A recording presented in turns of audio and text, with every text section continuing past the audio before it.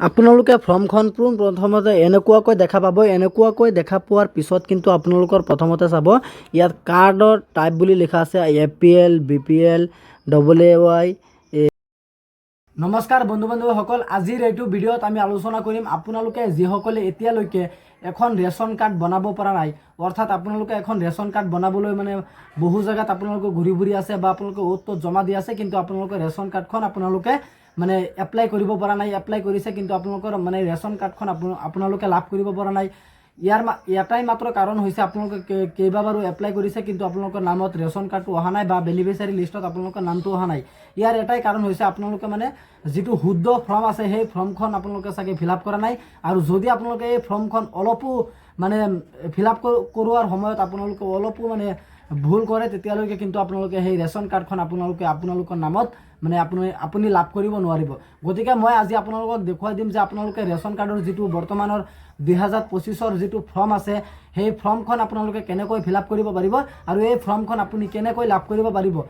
এই ফৰ্মখন আপোনালোকে যদি মোৰ তৰফৰ পৰা বিচাৰে তেন্তে কিন্তু আপোনালোকে মোৰ হোৱাটছআপ চেনেলত আপোনালোকে জইন হ'লে কিন্তু ফৰ্মখন আপোনালোকে পাই যাব।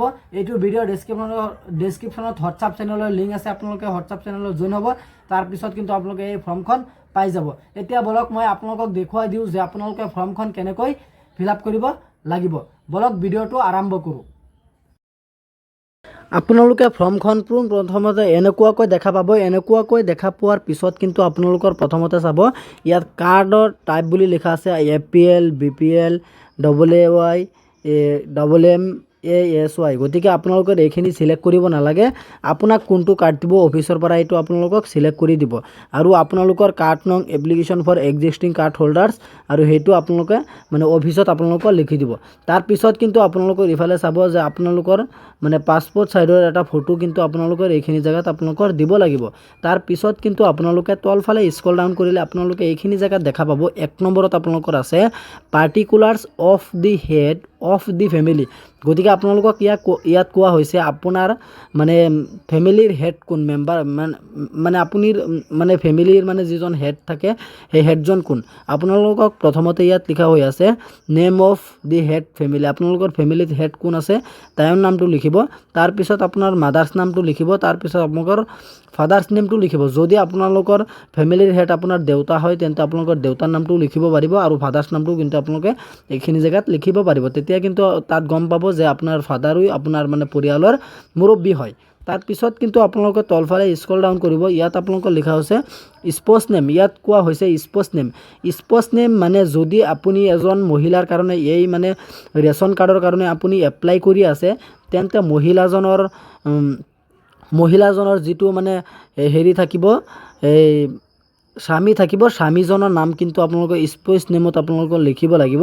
আৰু যদি মতা মানুহৰ নামত থাকে আৰু তেওঁৰ পত্নীজনৰ নামটো স্পৌছ নেমত লিখিব। তাৰপিছত সেই স্পৌছ নেমৰ জেণ্ডাৰটো কি হয় জেণ্ডাৰটো লিখিব।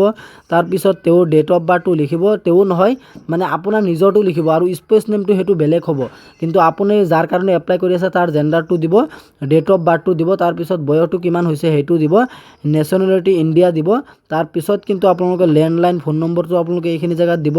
তাৰপিছত মোবাইল নম্বৰটো এইখিনি জেগাত দিব, বেংকৰ একাউণ্ট নম্বৰটো আপোনালোকে এইখিনি জেগাত দিব আৰু আপোনালোকৰ বেংকৰ নেমটো ইয়াত লিখিব আৰু তলফালে বা ইফালে আপোনালোকে ব্ৰাঞ্চ নেমটো ডাইৰেক্টলি লিখি দিব বা আপোনালোকৰ বেংকৰ নেমটো নিলিখিলেও হ'ব, ব্ৰাঞ্চটো আপোনালোকৰ লিখি দিলে বেংকৰ নামটো আপোনালোকৰ আহি যাব। তাৰপিছত কিন্তু আপোনালোকে জব কাৰ্ড থাকিলে আপোনালোকৰ জব কাৰ্ডৰ নম্বৰটো আপোনালোকৰ দিব লাগিব, জব কাৰ্ড থাকিবই লাগিব। তাৰপিছত কিন্তু আপোনালোকৰ ইয়াত কোৱা হৈছে BPL SI নং ফৰ BPL এপ্লিকেশ্যন। গতিকে আপোনালোকক ইয়াত কোৱা হৈছে যে BPL SI নংটো আপোনালোকৰ এইখিনি আপোনালোকৰ হেৰি কৰিব নালাগে। ইয়াত ধৰি লওক আপোনালোকক এই BPL APL এইখিনি তাৰ পৰাই অফিচৰ পৰাই আপোনালোকক চিলেক্ট কৰিব।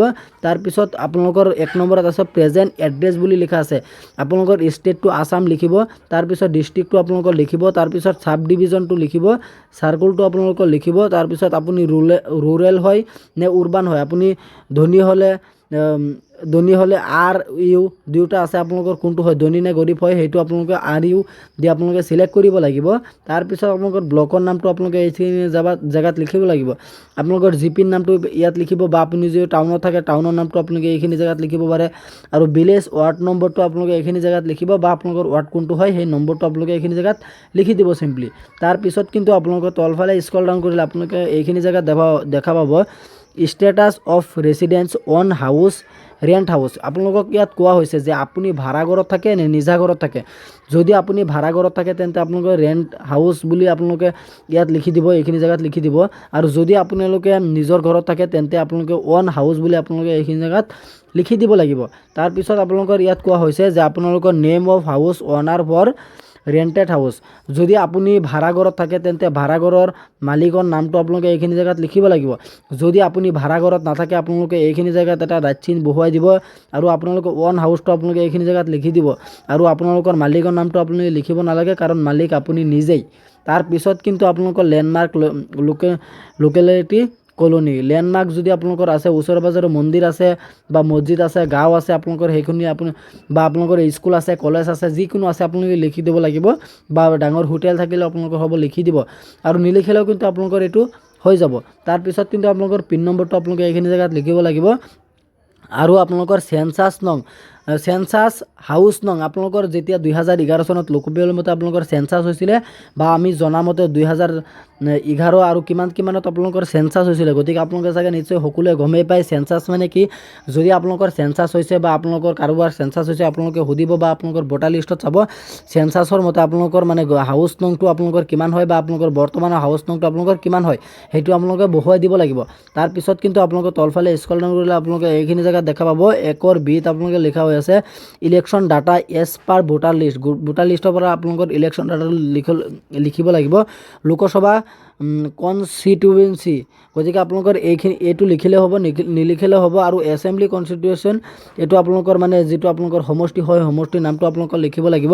তাৰপিছত ইয়াৰ অফ ভোটাৰ লিষ্ট, আপোনালোকৰ আপুনি কিমান আপুনি কোন বছৰত বা কিমান চনত আপুনি ভোটাৰ হৈছিল আৰু ভোটাৰ অধিকাৰ আপুনি লাভ কৰিব পাৰিছিল, সেই চনটো আপোনালোকে এইখিনি জেগাত লিখি দিব লাগিব।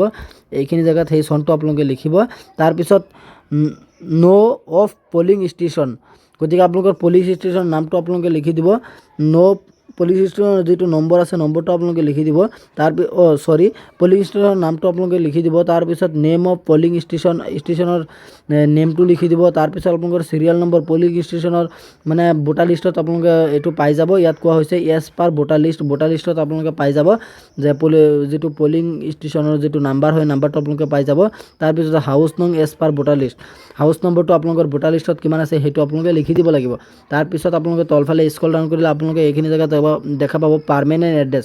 যদি ওপৰত গোটেইকেইটা ঠিক আছে, বা ওপৰত আপুনি যিখিনি দিছে সেইখিনি যদি শুদ্ধ আছে, তেন্তে কিন্তু আপোনালোকে এইখিনি জেগাত এটা ৰাইট চিন মাৰি দিব, আৰু আপোনালোকৰ এইখিনি ফিল আপ কৰিব নালাগে। তাৰপিছত কিন্তু আপোনালোকৰ যদি সেইখিনি যদি আপোনালোকৰ কিবা কিবি ভুল হৈছে, আপুনি এইখিনি জেগাত এটা ৰাইট চিন আপোনালোকৰ মাৰিব নালাগে, এইখিনি জেগা আপোনালোকে বৰুৱাই দিব।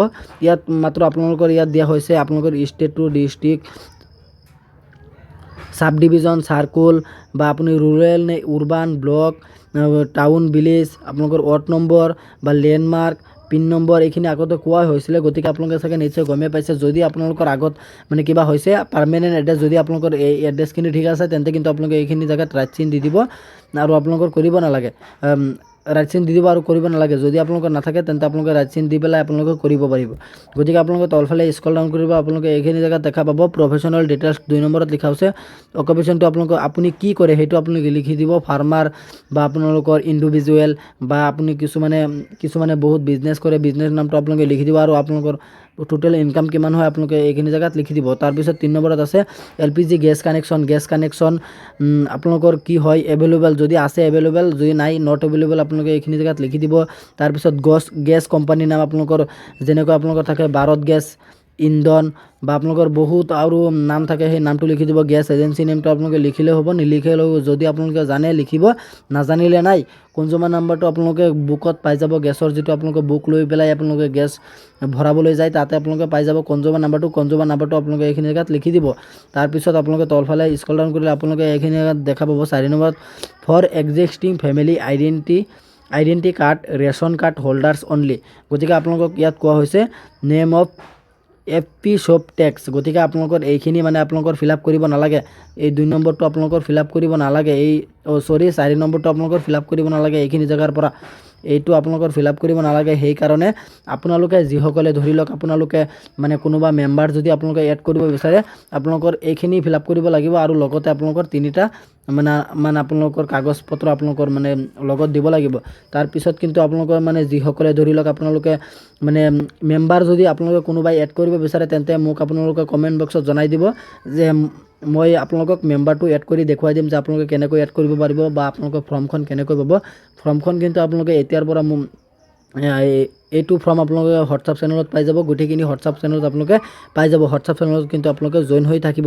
তাৰপিছত কিন্তু আপোনালোকৰ 5 নম্বৰত কোৱা হৈছে ইয়াত 5 নম্বৰ for new family identity card ration card application. গতিকে আপোনালোকৰ নতুন মানে আপুনি যাৰ কাৰণে মানে কৰিব বিচাৰিছে এড কৰিব বিচাৰিছে তাইৰ কাৰণে কিন্তু আপোনালোকৰ মানে এই 5 নম্বৰখিনি আপোনালোকৰ ফিল আপ কৰিব লাগিব। আৰু লগতে কিন্তু আপোনালোকৰ ইয়াত কোৱা হৈছে যে আপোনালোকৰ প্ৰথমতে লিখা হৈছে detail particulars of family members in annexure 1। Annexure 1টো আপোনালোকে এইখিনি জেগাত ৰাইট চিন দি দিব। তাৰপিছত আপোনাৰ 2 নম্বৰত লিখা হৈছে copies of birth certificate of minor members below' 10 years in age. ইয়াত কোৱা হৈছে যিবিলাক মানে ল'ৰা আপুনি মানে যিসকলৰ কাৰণে আপোনাৰ কাৰণে যদি আপুনি এপ্লাই কৰিব বিচাৰিছে তেন্তে কিন্তু আপোনালোকে মানে 10 বছৰৰ তলত যদি আপোনালোকৰ কোনো বাচ্চা আছে বা 10 বছৰৰ তলত মানে আপোনালোকৰ ল'ৰা ছোৱালী আছে সেইকেইটাৰ কিন্তু আপোনালোকে বাৰ্থ চাৰ্টিফিকেটটো দিব লাগিব। তাৰপিছত 3 নম্বৰত আপোনালোকৰ কোৱা হৈছে certified copy of relevant page of voter list 2008 copy of certified copy 2008ৰ আপোনালোকৰ ভোটাৰ লিষ্টৰ যদি আপোনালোকৰ নাম আছে তেন্তে সেই নাম থাকিব লাগিব আৰু আপোনালোকে সেইটো দিব লাগিব। লগত কপি অফ টেক্স পে, আপুনি যদি টেক্স পে কৰে সেইটো কপি দিব আৰু যদি নকৰে তেন্তে আপোনালোকে ৰাইট চিন দি দিব। তাৰপিছত চাৰেণ্ডাৰ চাৰ্টিফিকেট, যদি আপোনালোকৰ আগতে ৰেচন কাৰ্ড আছিলে তেন্তে চাৰেণ্ডাৰ চাৰ্টিফিকেটটো আপোনালোকে দিব আৰু ৰাইট চিনটো দি দিব। আপোনালোকে মানে যিখিনি আপোনালোকে ডকুমেণ্টছ দিব তাৰপিছত কিন্তু আপোনালোকে হেৰিটো আপোনালোকৰ দিব লাগিব। ধৰি লওক মানে ডকুমেণ্টখিনি আপোনালোকে দিয়াৰ পিছত কিন্তু আপোনালোকে ৰাইট চিন দি দিব আপোনালোকৰ যিখিনি আছে। ইয়াত কোৱা হৈছে এড্ৰেছ প্ৰুফ বা আপোনালোকৰ পেন কাৰ্ড আধাৰ কাৰ্ড বা বেংক পাছবুক আপোনালোকে যিকোনো এখন দিব পাৰিব। তাৰপিছত কিন্তু আপোনালোকৰ ইয়াত কোৱা হৈছে যে ইয়াত আপোনালোকৰ নামখন ইয়াত লিখি দিব। ইয়াত কোৱা হৈছে শ্ৰী বা শ্ৰীমতী আপোনালোকৰ নামটো লিখি দিব। তাৰপিছত ডেট অফ আপুনি যেতিয়া জমা দিব সেই ডেটটো আপোনালোকে ইয়াত লিখি দিব। তাৰপিছত কিন্তু আপোনালোকৰ signature of the head of family, আপোনালোকৰ ফেমিলিৰ হেড কোন তাইৰ চহীটো আপোনালোকে এইখিনি জেগাত লৈ ল'ব। তাৰপিছত কিন্তু আপোনালোকে তলফালে স্ক্ৰল ডাউন কৰিব। ইয়াত আপোনালোকক কোৱা হৈছিলে যে আপোনালোকৰ ইয়াত মানে এটা হেৰি দিব লাগিব। এইটো হৈছে আপোনালোকক ইয়াত 1 নম্বৰত কোৱা হৈছিলে detail particulars of family members in annexure 1। গতিকে এনেক্সুৱেৰ 1টো মই আপোনালোকক এতিয়া দেখুৱাই দিম যে আপোনালোকে কেনেকৈ কৰিব পাৰিব। এনেক্সুৱেৰ 1টো প্ৰথমে মই আপোনালোকক দেখুৱাই দিছোঁ যে আপোনালোকে মানে মোবাইলটো অলপ হেৰি কৰি ল'ব। ইয়াত মানে উল্টাকৈ দিয়া হৈছে গোটেইখিনি ফৰ্ম। প্ৰথমতে আপোনালোকে চিৰিয়েল নম্বৰটো আপোনালোকে এইখিনি জেগাত 1 নম্বৰ 2 নম্বৰ হিচাপে লিখিব। তাৰপিছত কিন্তু আপোনালোকৰ ফটোগ্ৰাফ এখন ফটো লগাই দিব। 4জনকৈ আপোনালোকে এইখিনি জেগাত মানে হেৰি কৰিব পাৰিব, এড কৰিব পাৰিব মানুহ। তাৰপিছত কিন্তু name of the family members, family মেম্বাৰৰ নেমখিনি আপোনালোকে এইখিনি জেগাত লিখিব। প্ৰথমতে ফটো, তাৰপিছত আপোনালোকৰ ফেমিলি মেম্বাৰ, প্ৰথমতে আপোনালোকে চিৰিয়েলটো লিখিব, তাৰপিছত ফটো লগাই দিব। তাৰপিছত আপোনালোকৰ নেম অফ দি ফেমিলি মেম্বাৰৰ নেমটো লিখিব ফটোৰ চিধা চিধি।